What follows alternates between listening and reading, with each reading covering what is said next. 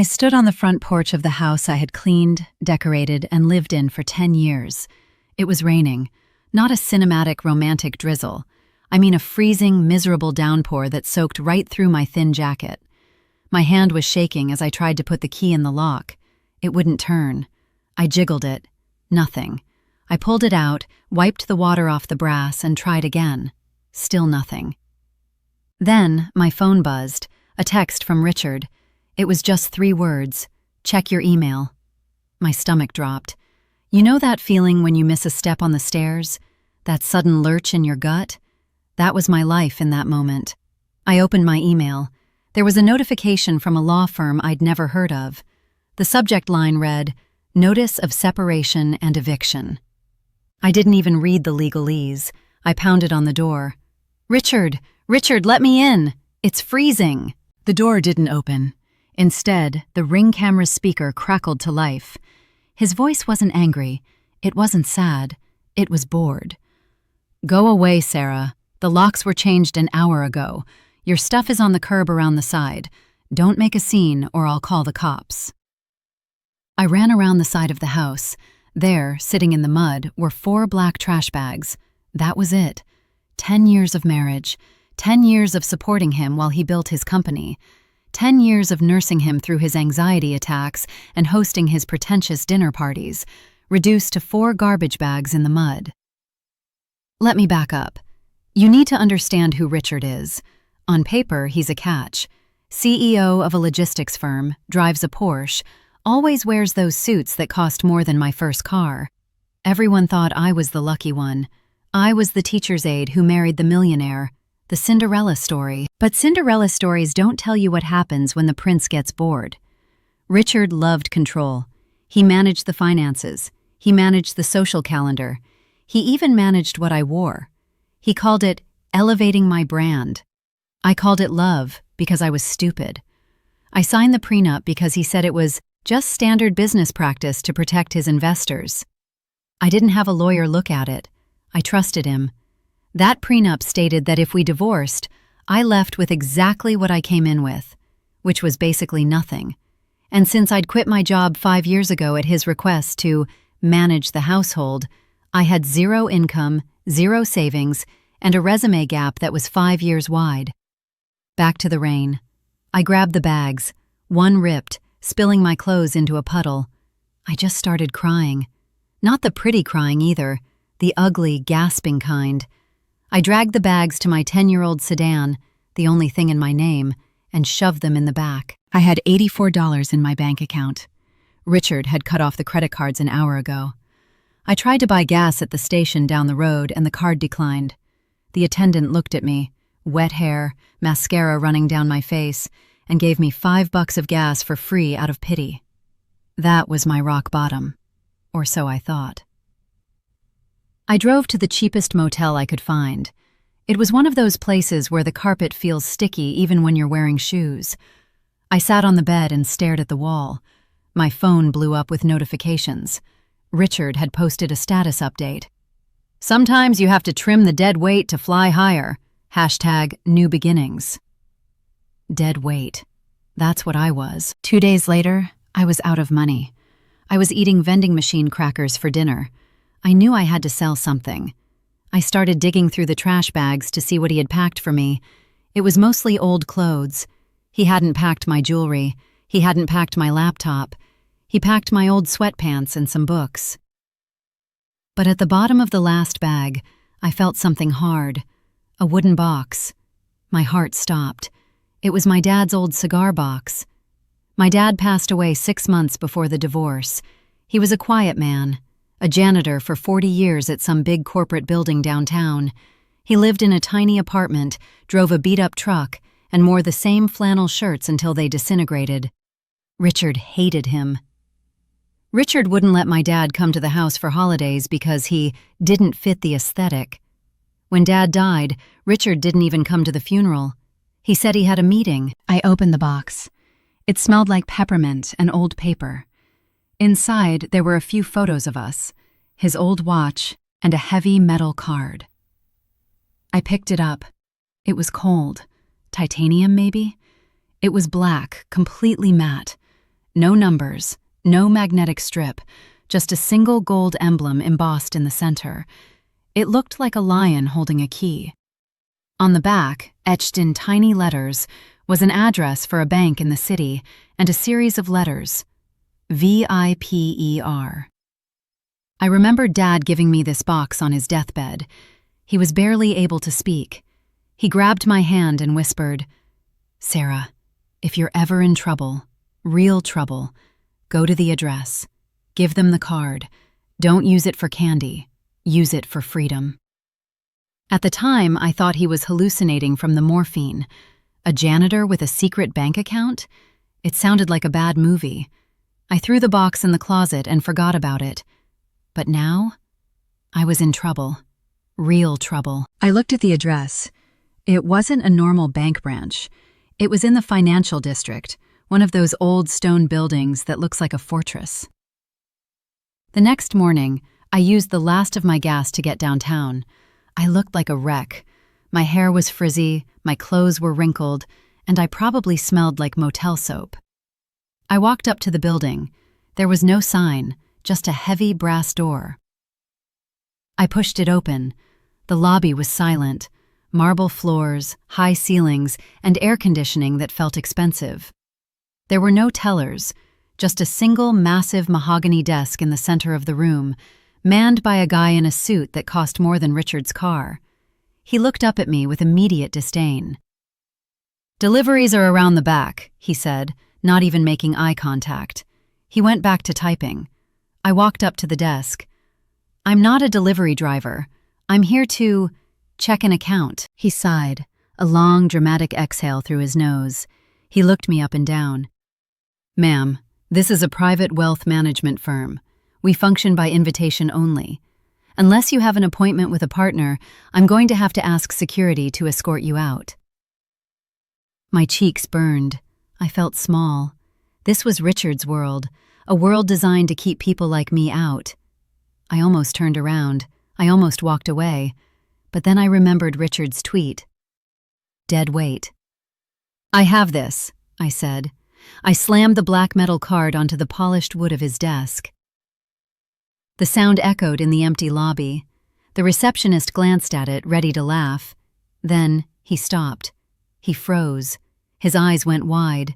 The color drained out of his face so fast he looked like a ghost. He didn't touch the card. He acted like it was radioactive. He slowly stood up, his chair scraping loudly against the marble. "Don't move," he whispered. His voice was trembling.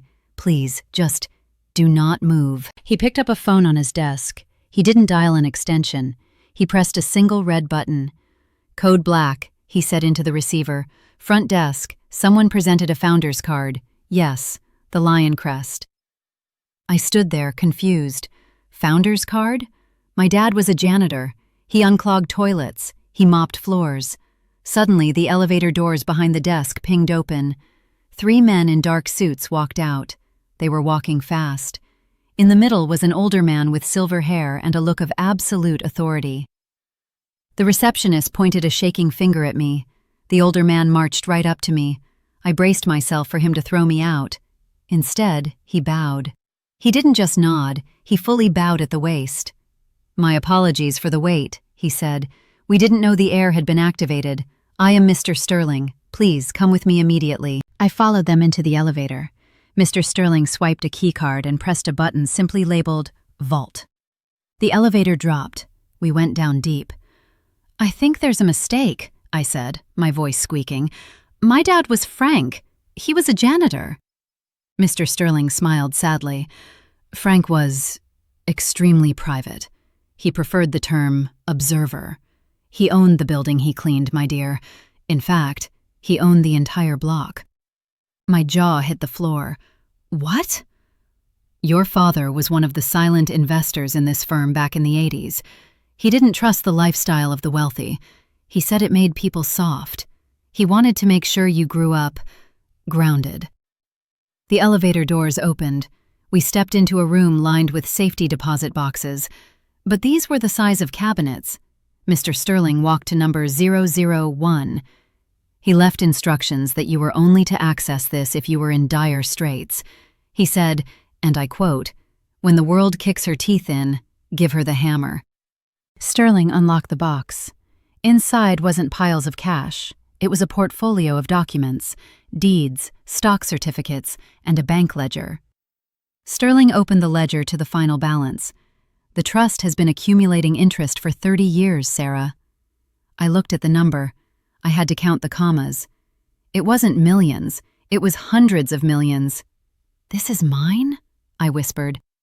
"It is entirely yours," Sterling said, "and as the majority shareholder of the firm, you now have access to our specialized legal team. We handle aggressive asset recovery and reputation management." A slow, cold smile spread across my face. Aggressive asset recovery. "Mr. Sterling," I said, "can you look up a man named Richard Vance?" Sterling pulled out a tablet. He tapped a few times. "Richard Vance, CEO of Vance Logistics, mid-tier success, highly leveraged. It appears his business loans are held by, well, us, through a subsidiary." "He owns the bank money?" I asked. "He owes the bank a great deal of money," Sterling corrected.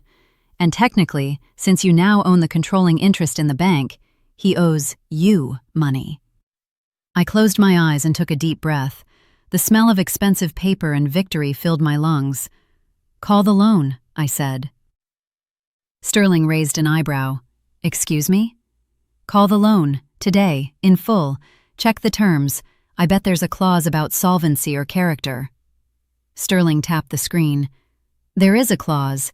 If the bank feels the security of the loan is threatened, we can demand immediate repayment." "Do it," I said.